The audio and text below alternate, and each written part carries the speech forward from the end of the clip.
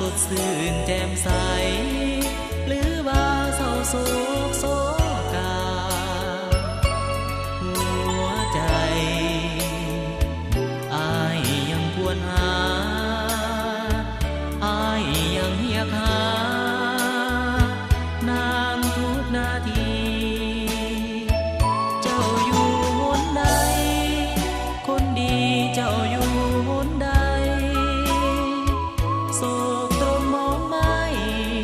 หรือนางสุขสมหรือดีสุขที่ฮักเอ่ยเมื่อยามค่ำคืนอย่างนี้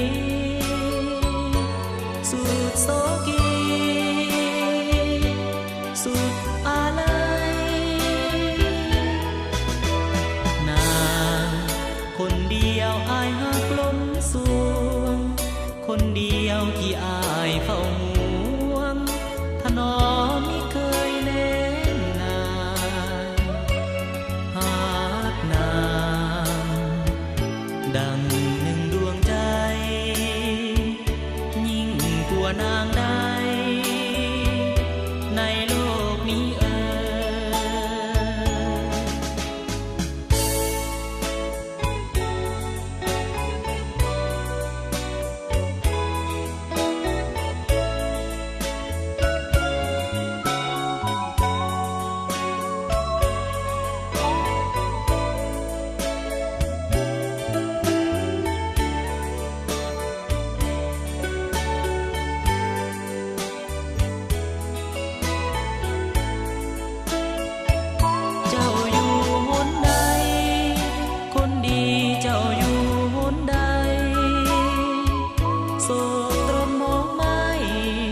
หรือนางสุขสมหรือดี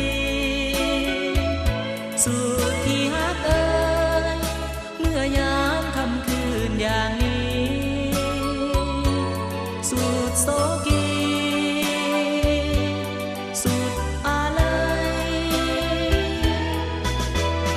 นางคนเดียวอ้ายฮักล้นสวงคนเดียวที่อ้ายเฝ้า